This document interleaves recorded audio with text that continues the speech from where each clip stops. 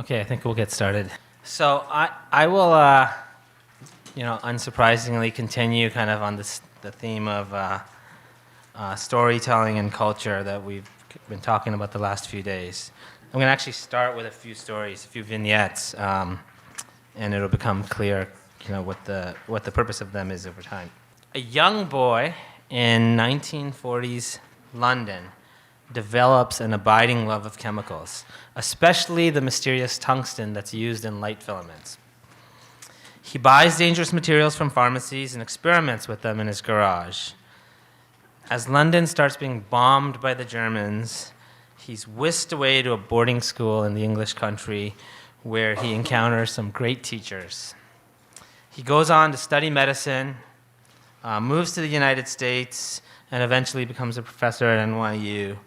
And an acclaimed, world-famous neuroscientist and a prolific author. The Robin Williams film Awakenings is based on one of his experiments. His name is Oliver Sacks. Here's another. Leslie T. Chang, a correspondent for the Wall Street Journal, publishes a book in 2009 titled Factory Girls about the 3 years she spends in Dongguan, China, looking at the lives of the tens of millions of migrant workers at the factories there.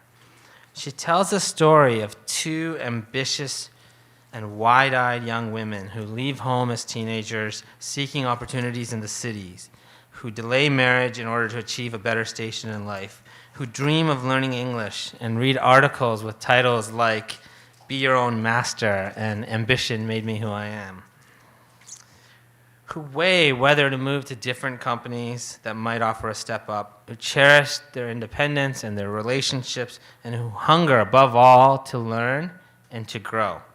Their names are Min and Chung Min.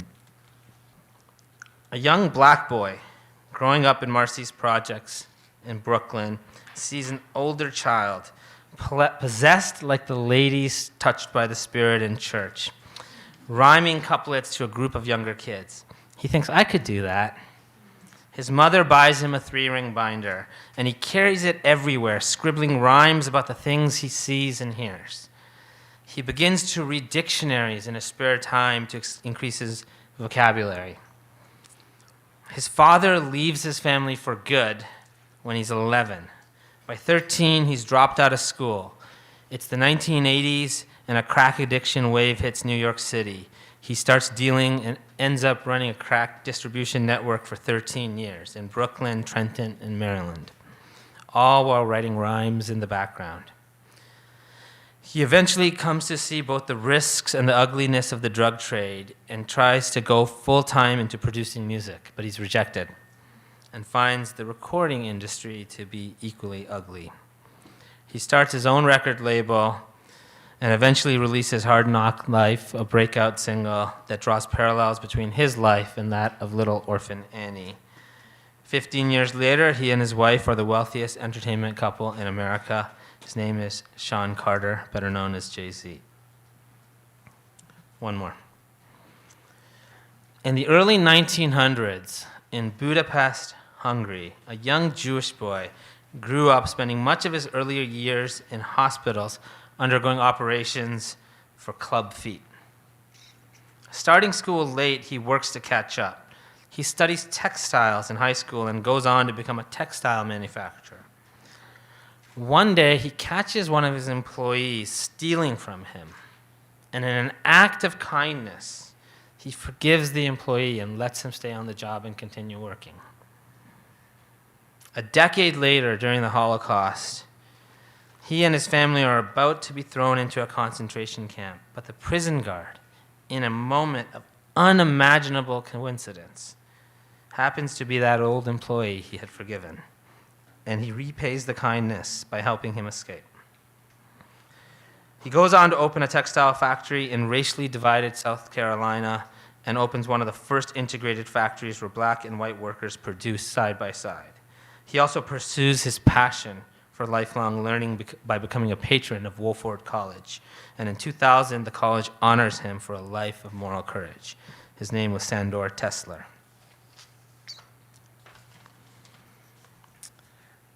These stories are instances of an idea at the foundation of the work that we do. And our talk today is about exploring this foundational idea. A lot of principles today, like that we've heard, constitute what we can call the guidepost philosophy. Right? We have our core values, like revere independence or be a practical idealist. And you've probably heard various other principles that we follow, like mission without martyrdom or follow the child. And we have our broader higher ground mission, which is, quote, to modernize and mainstream the international Montessori movement and thereby enable children across the world to realize their human potential as knowledge-guided, efficacious, value-oriented beings so that they experience undiluted and unimpeded the joyous process of growing up into flourishing adults. Each of these ideas and values and the others that you encounter can be said to be fundamental. They're each important pillars that hold up the entire structure that we're building. But I don't think that they go all the way down. Today I want to introduce an idea that I think is deeper even than all of these. And I want to dig really deep, deeper than our current operations, deeper than our core values, deeper even than our Montessori pedagogy, to the very foundation of what I think is our worldview, the bedrock that everything rests upon. So what is that bedrock idea? The clue is in the vignettes that I started with, and the others that I could go on giving, right? It's in the lives of famous people like Michael Jordan, the basketball legend who was cut from his high school basketball team, Helen Keller, the blind and deaf child who managed to access the wondrous world of human language and communication, Benjamin Franklin, the sage of the revolution who went from printer to scientist to statesman, Kokichi Mokomito, the wise and zestful Japanese founder of Mikimoto Pearls, who flew the American flag outside his home during World War II. It's there in the lives of people who are not famous as well, like my former student who somehow developed a passion for agricultural science and pursued that passion in a special high school program in Mission Viejo that happened to be on agricultural science. The assistant guide who immigrates to this country after years of raising her grandchildren and decides to reach out and try something that's different and that's challenging. It's in the story of the penny-pinching grad student I once knew who wanted to devote his life to the study of teleology, or the high school graduate who joins the Marines to pursue a life of honor and warrior courage, or the Pakistani convenience store owner who works 80-hour weeks to enable his children to pursue something better, or the young girl who works counter at Macy's while writing short stories in her spare time. The basic animating idea at the heart of our work is there for us to see in so many people around us. The butcher, the baker, the candlestick maker, all leading a certain type of life. It is the thing that they have in common that is equally true of all of them, however varied their lives. What is it that they have in common? It's that they're fully engaged in the act of living. They're all in wanting things and feeling deeply and learning and growing and experiencing. They're alive in the complete and in the completely human sense of the term. Purposeful, active-minded, immersed in a world of rich and full experiences. The universal, the common core animating these lives is that they all manifest a capacity to engage in concentrated work, the capacity to enjoy things, the willingness to be vulnerable to the possibility of hurt rather than closed to the things that matter. And I show this through pictures of Greek sculpture because for me, that's what Greek sculpture best embodies. You could think of it as the pursuit of happiness, and that is a true characterization, but it doesn't always look like happiness. It can sometimes look like pain, as an athlete's working morning to night to make a team. Sometimes it is a quiet, constant push in a certain direction, and sometimes it is bright and shiny.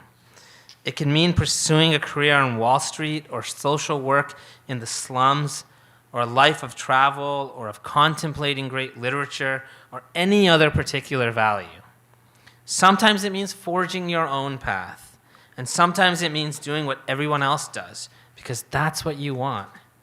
Or it means saying no to an opportunity because you'd rather spend more time with your family, or going on vacation rather than taking the promotion because that's what matters more to you. The fact that human beings are capable of such lives, and that a life lived in this way is a treasure not to be betrayed, is the bedrock underneath the whole Guidepost enterprise. It's a sentiment that as I said, I find most represented in Greek antiquity.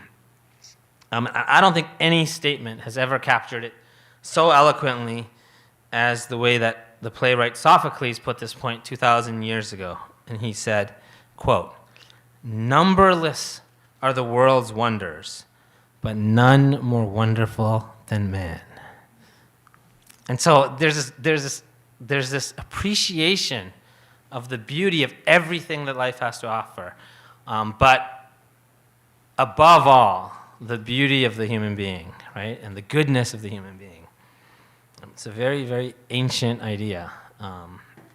Human life fully lived is a sight to behold. It's a thing unto itself. And the way that I put this point formally is that an individual human life fully lived is an end in itself. That's the big idea. That's the axiom at the bedrock of our work. An individual life fully lived. And that fully lived is key.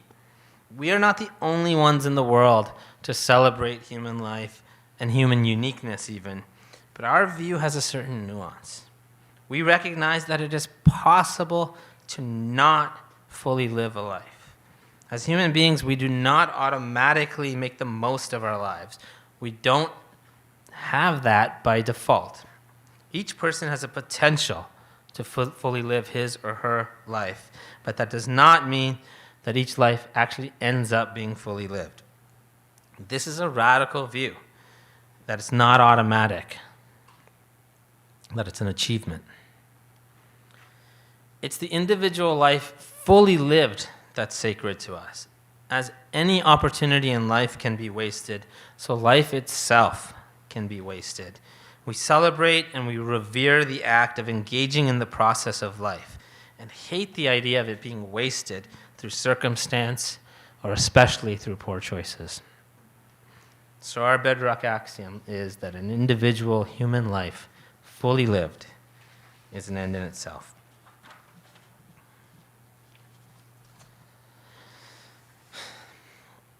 Two additional points get us from that to our work at Guidepost and to our mission to mainstream Montessori.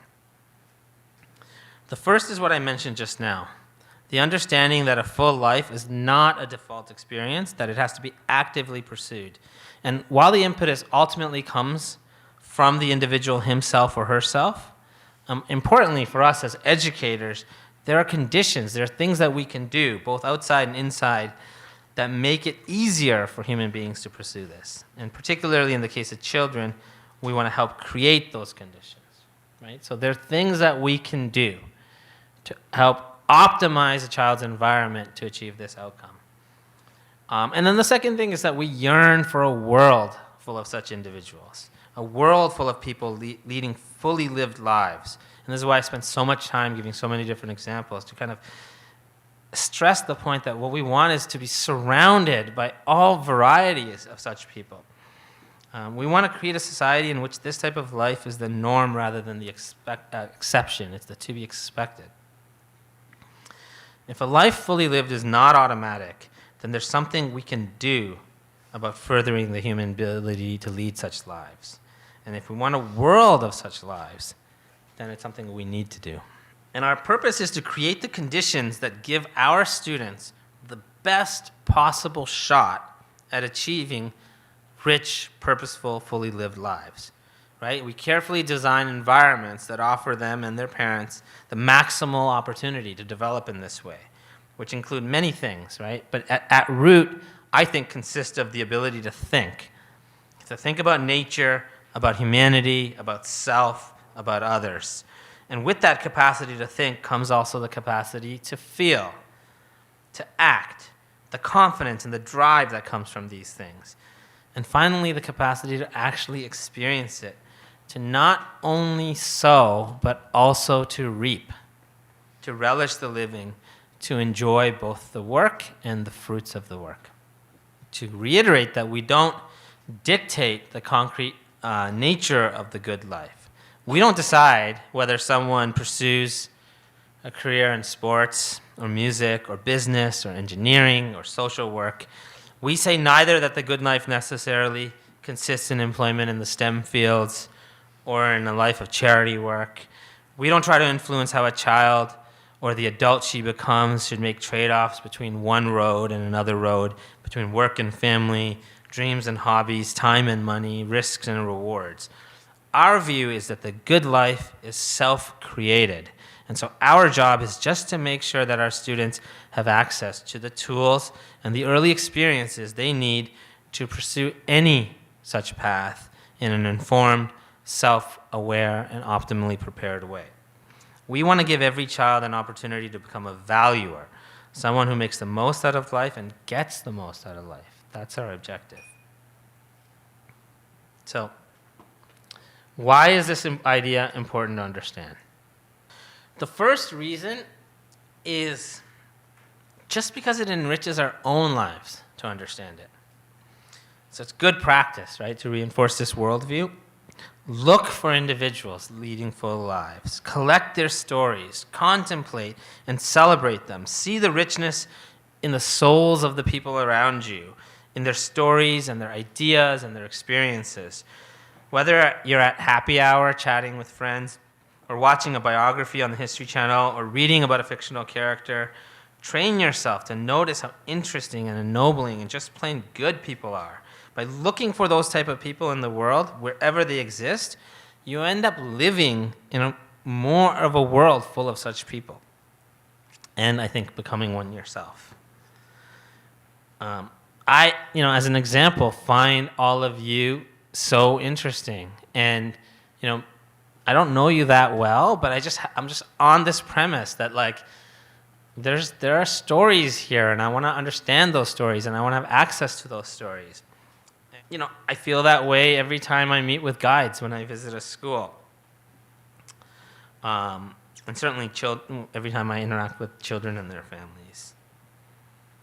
It's an important part of why I'm motivated to keep going. I recently visited our school in China and the team that we have there. And actually just about a week ago, sitting at the airport, on the way back, I wrote them an email, just a thank you email. And I think it reflects this idea, so I'm going to share it here with you.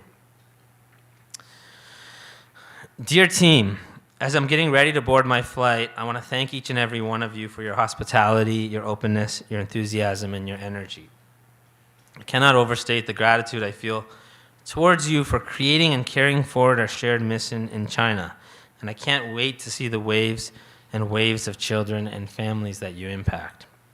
But reflecting a bit today as I leave, I also want to share something else. In addition to being thankful to you for serving our mission, I am feeling equally thankful towards our mission for giving me the opportunity to know and to work with you. Knowing you is its own reward. You're a team of incredible human beings.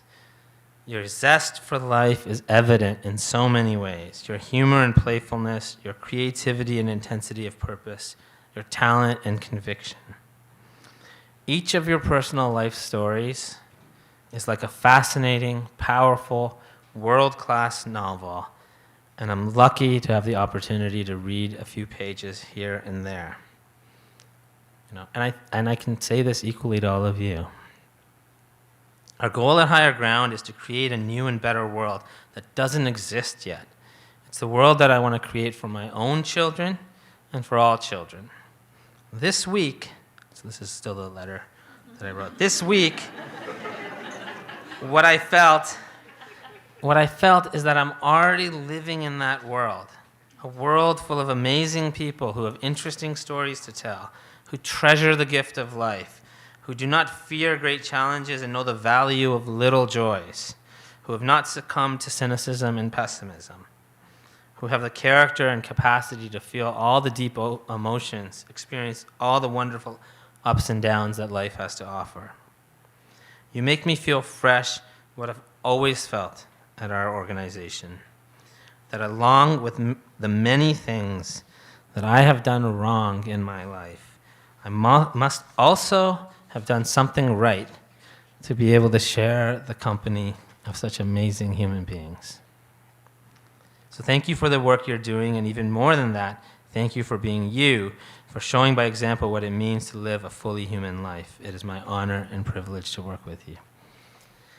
And the reason, I wanted to share that letter and that sentiment, in addition to the fact that I could equally write it to all of you, is to stress that point that we do in fighting for a future world, get to live in it, and that is one of the benefits, I think, of this type of work that you get to experience on a daily basis through your colleagues, through the children that we work with,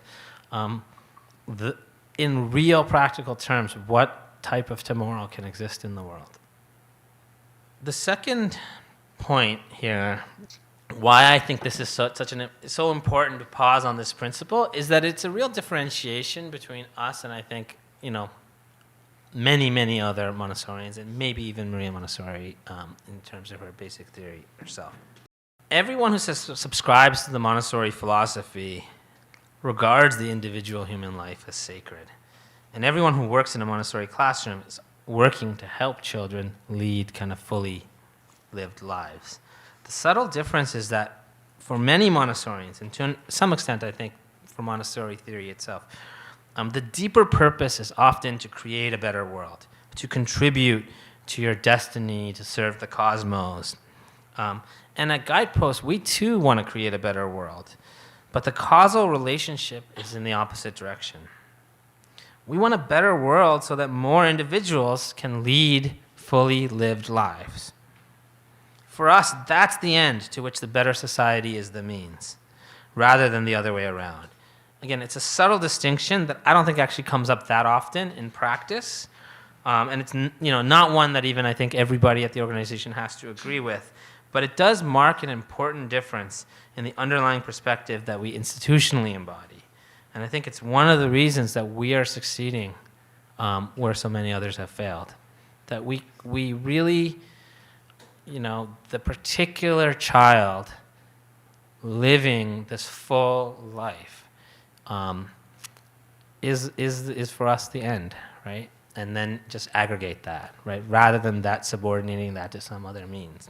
Finally, the third reason I think this is an important thematic perspective is that if we are to achieve a better world, the people driving that effort will be the ones who are fully alive, fully engaged, the people who care and want and are willing to try, people who recognize there is no alternative. A half-lived life is not an alternative. Someone who is aimless or living in a daze or on autopilot, or who doesn't have deep relationships or doesn't have meaningful artistic experiences, or who's living a lie or a phony experience of pretending to be someone he or she is not simply choosing a different approach to life.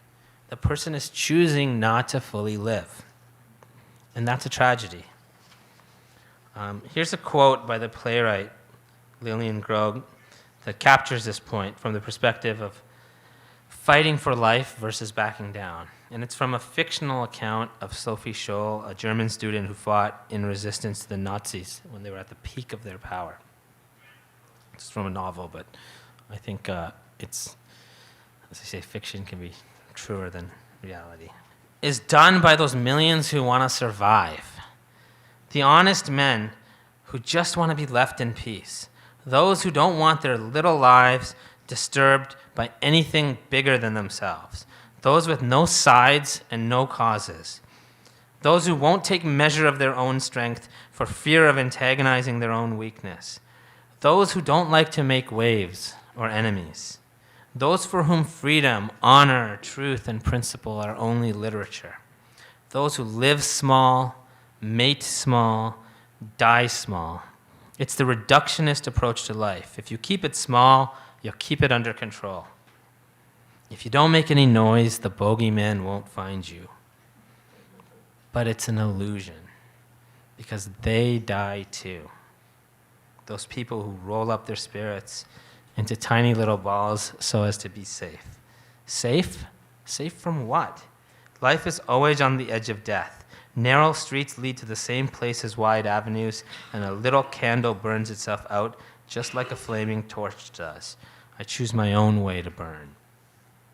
End quote. We're not in the middle of a war. And it's certainly not a war that seems hopeless. But all of us face the same choice. And the students we educate will face that same choice as they grow. To live fully and pursue happiness, or to be small and safe and betray one's own values for the sake of convention or parental approval, or just because your life experiences have made you passive. And we want a world in which people choose the former. And I think by appreciating this principle, one of the things we achieve is that we draw such people to ourselves. We're champions and warriors for the human life fully lived, in whatever form, time, and place it is found. The animating principle behind our work is that this individual life, when fully lived, is an end in itself, a sacred value not to be betrayed, and is the source of everything good in the world, from the medicines that save us and the technology that connects us, to the art that moves us and the civil institutions that protect us, and above all, to the human relationships that either directly or indirectly make our lives meaningful and worthwhile. So to close, I want to give you some advice, not about storytelling, but about being a consumer of stories, a listener of stories, and about relishing the amazing narratives around you. Rebecca yesterday explained how Montessori described her early work with children as her one and only true degree in pedagogy. My advice to you is to treat your work as your one and only true degree in human nature. The school setting you are in, if I may, as someone who spent 15 years in that setting, a setting with so many children, with anxious parents and earnest staff in extremely close proximity, with the many multifaceted challenges and the crazy dynamics, that setting is nothing less than a laboratory of humanity. And if you see yourself as a student of human nature, and the human beings around you as the objects of your study, if you see your DSS as PhDs of human nature, and as world-class novels in their own right, which they are, if you're on that premise that they have value to offer and the people around you are opportunities to learn, if you see your teachers, your students, and their parents and all their humanity and are thankful for the opportunity, really for the gift of having this opportunity to get, again, what someday I think you will look back and regard as your one and only true degree in human nature. And as my one final piece of advice, before I close with a poem, I would say, love the adults in your life as much as you love the children. As you see in the children the adults they will become, see in the adults the children that they were, and love the story of their life, a story that brought them into your life. And I think, again, this is something that makes us unique in the Montessori world, because the love, the admiration, the confidence, the benevolence, the charity that Montessorians feel towards the human child, all of those emotions are possible towards the human adult. That the adult, too, is good and capable and efficacious and beautiful and to be trusted.